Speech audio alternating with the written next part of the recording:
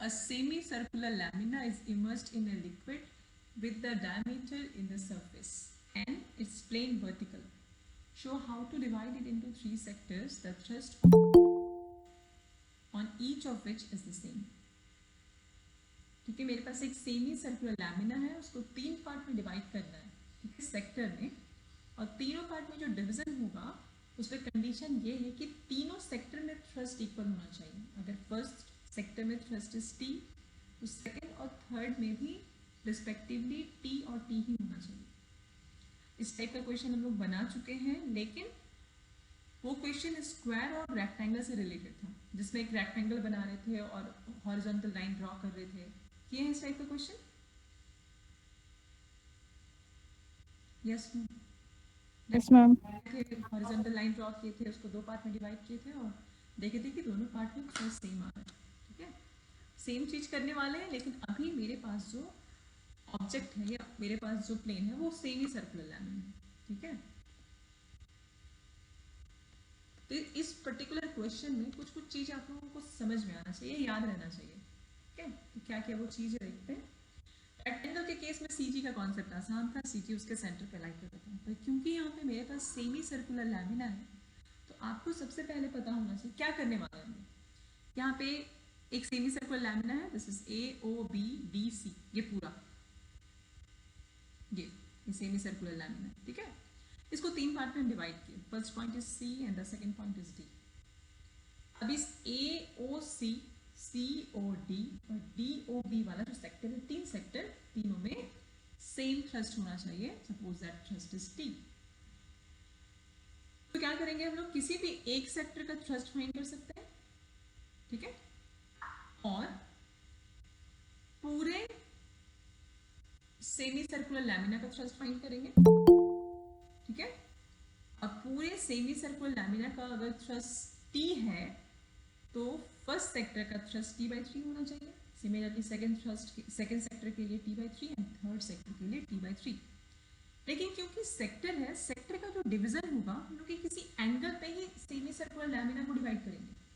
It's not like कि as a vertical line. Question के according क्या हो रहा है कि एक सेमी सर्कुलर लैमिना को थ्री पार्ट में डिवाइड कर रहे हैं, और थ्री पार्ट में जो डिवीजन हो रहा है वो सेक्टर का डिवीजन है. मतलब तीन सेक्टर आ रहा है मेरे पास, तो आप कैसे डिवाइड करेंगे, आपको पता होना चाहिए कि उनको किस एंगल से डिवाइड करना है. समझ में आ रहा क्या बोल रहे हैं? आपको इस क्वेश्चन में फाइंड करना है कि वो एंगल क्या होगा. मतलब यहाँ पे हमको एक एंगल एज्यूम करना होगा कि ठीक है, ये एंगल क्या होना चाहिए. अगर मान लीजिए ऐसा होता है कि 30 डिग्री एंगल पे अगर हम सेक्टर डिवीजन करें 30-30-30, तो वो तीनों में थ्रस्ट नहीं होगा. तो यहाँ पे मेरा जो हम लोग का जो फोकस होगा वो थीटा पे होगा, कि हम लोग कैसे ये थीटा फाइंड कर लें. क्लियर हुआ क्या बोले? Yes no? Yes ma'am. Yes ma'am. Next कुछ और चीज़ें हैं जो इस क्वेश्चन के लिए आपको आनी चाहिए. अब क्योंकि ये सेमी सर्कुलर लैमिना है, तो क्या करने वाले हैं हम लोग, एक सेक्टर का थ्रस्ट फाइंड करेंगे और पूरे लैमिना का थ्रस्ट फाइंड करेंगे. और दोनों के बीच रिलेशन क्या होगा, अगर एक सेक्टर का थ्रस्ट टी है तो पूरे circular lamina, semi circular lamina का थ्रस्ट हो जाएगा 3t. यही रिलेशन है. तो आपको थ्रस्ट फाइंड करने के लिए जो फॉर्मूला है that is rho G H. H क्या हो रहा है, depth of C G from the free surface. तो आपको क्या क्या आना चाहिए, आपको सेमी सर्कुलर लैमिना के लिए एरिया पता होना चाहिए. सेमी सर्कुलर लैमिना के लिए आपको पता होना चाहिए depth of C G. Similarly अगर हम ये सेक्टर पे फोकस करते हैं ए ओ सी पे, तो इस सेक्टर का एरिया आपको आना चाहिए और आपको पता होना चाहिए कि इस सेक्टर के लिए डेप्थ ऑफ सी जी क्या होगा. समझ में आया क्या बोले? क्योंकि फॉर्मूला इज, अगर आपको थ्रस्ट फाइंड करना है, ठीक है, तो आप रो जी एच डेप्थ होगा और साथ में एरिया. ठीक है, तो मेरा फोकस है first is semi circular lamina, ये पूरा ए ओ बी डी सी. तो उसके लिए रो जी तो ठीक है, सब में कॉमन है. एच फाइंड कर लेंगे हम लोग, डेप्थ ऑफ सी जी, और फिर हम लोग फाइंड करेंगे एरिया. तो सेमी सर्कुलर लैमिना का एरिया फाइंड करना इज क्वाइट इजी. क्या होगा, पाई आर स्क्वायर बाई 2. लेकिन सेक्टर का एरिया किसी को याद है? तो यहाँ पे हम कुछ कुछ चीज लिख दिए हैं, थिंग्स टू रिमेंबर, ठीक है, ये डिस्कस करते हैं। Area of the sector with angle theta, ठीक है, ये सेक्टर एक सर्कल का पार्ट होगा ऑफ रेडियस आर, तो value is half are square theta. Clear हुआ? क्या बोले? ये फॉर्मूला है, आपको याद रहना चाहिए। आप इसी फॉर्मूला पे सेमी सर्कुलर लैमिना का भी एरिया फाइंड करना चाहेंगे ना, तो हो जाएगा। सेमी सर्कुलर लैमिना अगर हम ले रहे हैं ए ओ बी डी सी पूरा, तो थीटा के प्लेस पे यू हैव पाई, तो this is pi R square by 2। Clear? Next is CG of the sector always lies on the bisector and it is at a distance 4r upon 3 theta sin theta by 2 from O। इसी figure से discuss कर रहे हैं, ठीक है। एक sector AOC लिए हैं जिसके बीच का एंगल इज थीटा, एक बाइसेक्टर ड्रॉ किए हैं, ठीक है, O से P तक, ये जो डॉटेड लाइन है, this P is the bisector of angle AOC। तो अगर बाइसेक्टर है तो इस हाफ में angle theta by 2 and this angle is theta by 2, ठीक है। तो CG हमेशा इसी लाइन पे लाई करेगा, OP, ठीक है। लेकिन CG का डेप्थ क्या होगा? O से डेप्थ O, मतलब यहाँ पे देखिए इसको, अगर हम एक सेक्टर फाइंड कर रहे हैं, ये सेक्टर ड्रॉ कर रहे हैं, ठीक है, ये है मेरा O, this is A, this is C। तो इस सेक्टर के लिए CG हमेशा इसके बाइसेक्टर पे लाई करेगा, मतलब एकदम बीच का एंगल लेंगे, एक लाइन ड्रॉ करेंगे आर तक, ठीक है। तो ये एंगल मेरा theta by 2, this angle is also theta by 2। तो जो CG है वो इसी लाइन पे लाई करेगा और यहीं पे कहीं पे होगा, मान लीजिए ये G है, ठीक है। तो OG जो होगा, this OG is always equal to 4 into radius, जिस सर्कल का वो पार्ट है, 4r अपॉन 3 थीटा। 3 थीटा का मतलब वो पूरा सेक्टर कितने एंगल का है, this is theta, and sine वो एंगल का बाइसेक्टर, मतलब वो थीटा एंगल था पूरे सेक्टर का, बाइसेक्ट किए तो थीटा बाई 2, थीटा बाई 2, तो साइन थीटा बाई 2, ठीक है, यहाँ लिखा हुआ है from O। And number 3, CG of the semi circle. अब सेमी सर्कल भी एक तरह का सेक्टर ही है, ठीक है, सेक्टर ऑफ एंगल पाई। तो आप इसी फॉर्मूला पे नंबर 2 पे जहाँ जहाँ थीटा है वहाँ पाई पुट कर दीजिए, तो आपको ये मिल जाएगा। तो यहाँ पे आपको सब कुछ, ये 3 चीज आपको याद रहना चाहिए, ठीक है। अब जो हमारे पास यहाँ पे OJ मिला है, मतलब अगर ये पॉइंट G है, ठीक है, तो you have OG equal to 4r3 theta sine theta by 2। पर आपको चाहिए डेप्थ, तो हम लोग यहाँ पे फ्री सरफेस से G के बीच एक लाइन ड्रॉ करेंगे, हम रेड से ड्रॉ करें ताकि थोड़ा हाईलाइटेड रहे, इस OG। अगर ये G है तो दिस इज O1 लेते हैं, ठीक है। तो आपको चाहिए इस पर्टिकुलर AOC सेक्टर के लिए O1G, this represent depth of CG from free surface. आया समझ में क्या बोले? Yes, ma'am. ठीक है, लेकिन Yes, ma'am. Number 3 CG of the semi circle, ठीक है, ये 4r अपॉन 3 पाई ही होगा, क्योंकि सेंटर यहाँ पे कहीं पे यहाँ पे लाई करेगा, वो फ्री सरफेस इतनी डिस्टेंस पे, इसके लिए और कोई सेटिंग नहीं करना है, ठीक है। लेकिन यू नीड O1G। O1G आपको कैसे मिलेगा? O1G के लिए देखिए मैं फिगर ड्रॉ कर रही हूँ, ठीक है।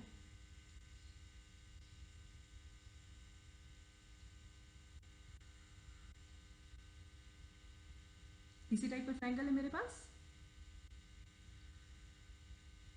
this is O1, this is O, this is G, and this angle is theta by 2।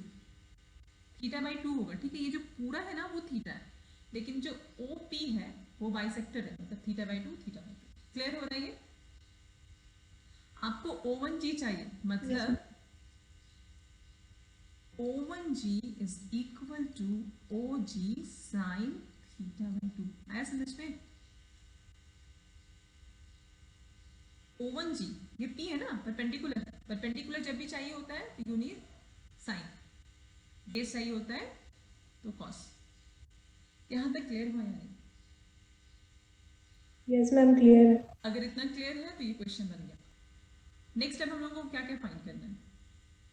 First होगा हम लोग फाइंड करेंगे thrust on the semi circular lamina. ठीक है, वो आसान रहेगा, समझ में भी आएगा।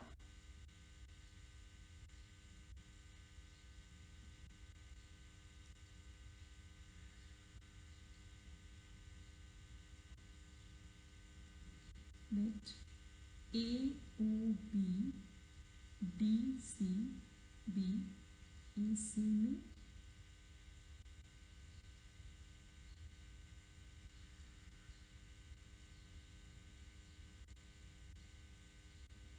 Semi circular lamina of radius R।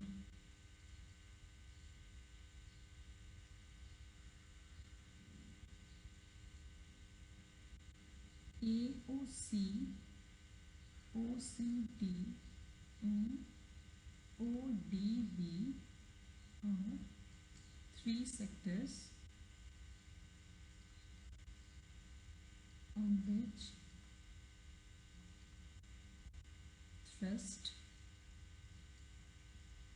is same। जो बोल रहे वही लिखना, ठीक है। Angle AOC equal to theta, the CG of the sector AOC lies on the bisector OP at a distance, ये पहले लिख चुके हैं, ठीक है, at a distance 4r on 3 theta sine theta by 2, and this is equal to OG. Now depth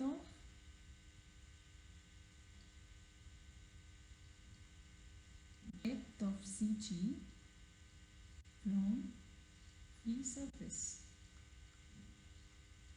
क्या हो जाएगा, ये O1G and this is equal to OG sin theta by 2। तो इस OG में sin theta by 2 मल्टीप्लाई कर दीजिए, तो हो जाएगा 4r upon 3 theta, this is sin square theta by 2। Clear है?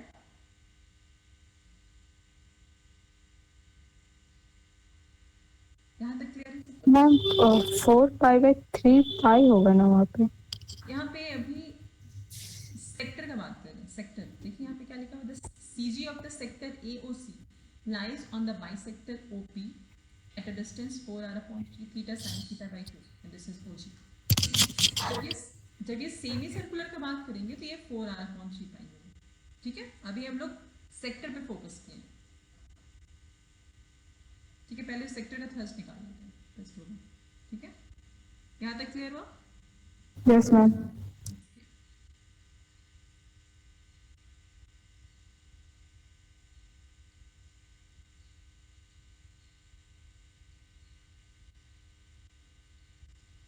चलिए बताइए, तो थ्रस्ट क्या होगा? Thrust on AOC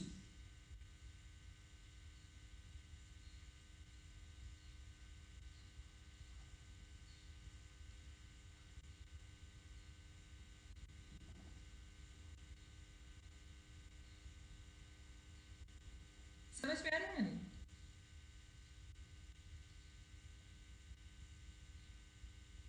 Thrust on AOC, this is equal to rho, ठीक है, G area of the sector AOC and that area is half r square theta into depth of CG O1G। O1G अभी हम लोग क्या निकाले थे, 4r upon 3 theta sin square theta by 2, ठीक है। This is equation number 1। ये thrust on AOC मिल गया, ठीक है। अब क्या करेंगे, थ्रस्ट ऑन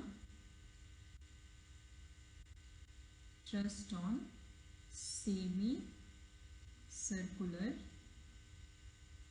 लैमिना। तो thrust on semi circular lamina क्या हो जाएगा, rho ji.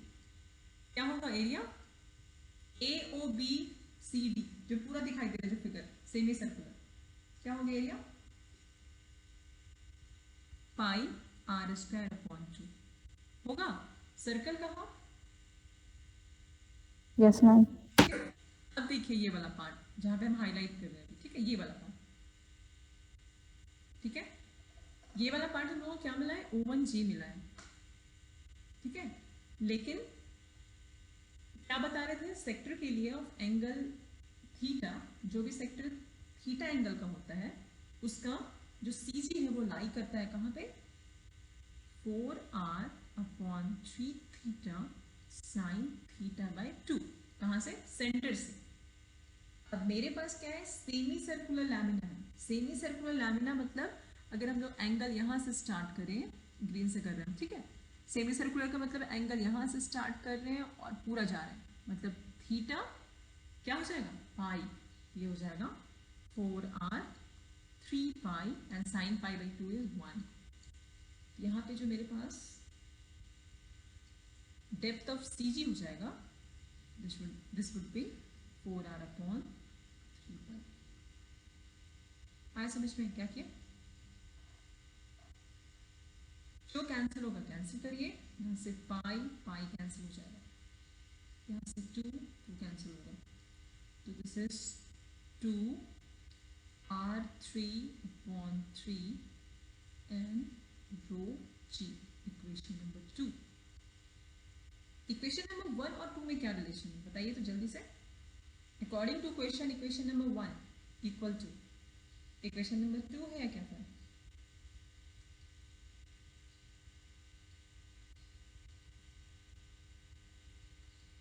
according to question thrust on this part AOC is equal to 1/3 thrust on the semicircular lamina। या तो आप इक्वेशन नंबर 1 में 3 मल्टीप्लाई करिए या इक्वेशन नंबर 2 में 3 डिवाइड करिए, एक ही बात है, ठीक। According to question 3 into 1 is equal to 2। समझ में आ रहा है क्या किए,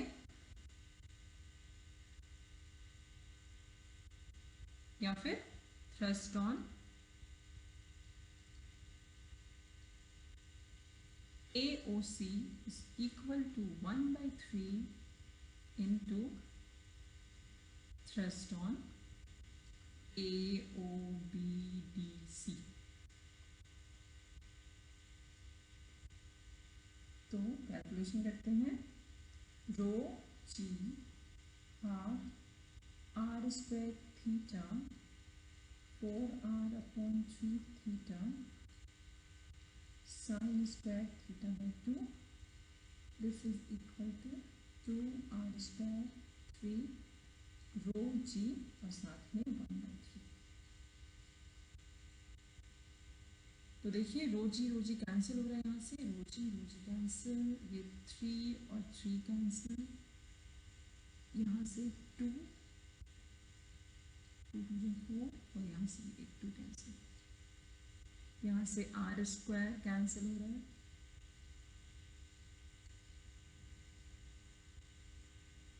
R3 था यहाँ पे, R3 कैंसिल हो रहा है, ठीक है, ऑलमोस्ट सब कुछ कैंसिल हो रहा है। क्या रह जा रहा है, लेफ्ट हैंड साइड पे मेरे पास ये पार्ट रह रहा है साइन स्क्वायर थीटा बाई 2 और राइट हैंड साइड में 3 1/3 और कुछ बच रहा है देखिए तो,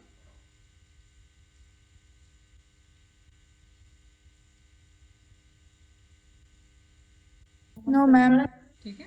तो लेफ्ट हैंड साइड में मेरे पास जो है remaining term is sine square theta by 2, right hand side में 1/3, 2 भी आ रहा है, 2 सॉरी 2 भी तो बच रहा है। अच्छा इसको फिर से देखते हैं एक बार, नीचे थोड़ा कैलकुलेशन दिखाई नहीं दे रहा ठीक से,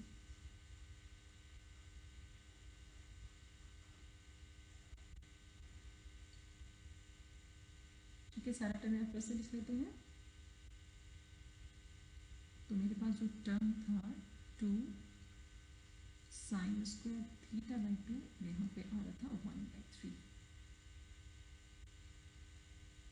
ठीक है। तो तो 2 sin square theta by 2 equal to 1/3 इतना है मेरे पास।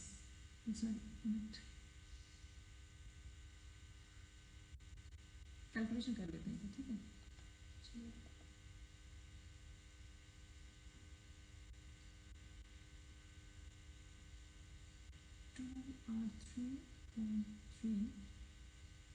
sin square theta by 2 rho g, this is equal to 1/3, 2 cancel करके लिखना है डायरेक्ट 2r3/3 rho g।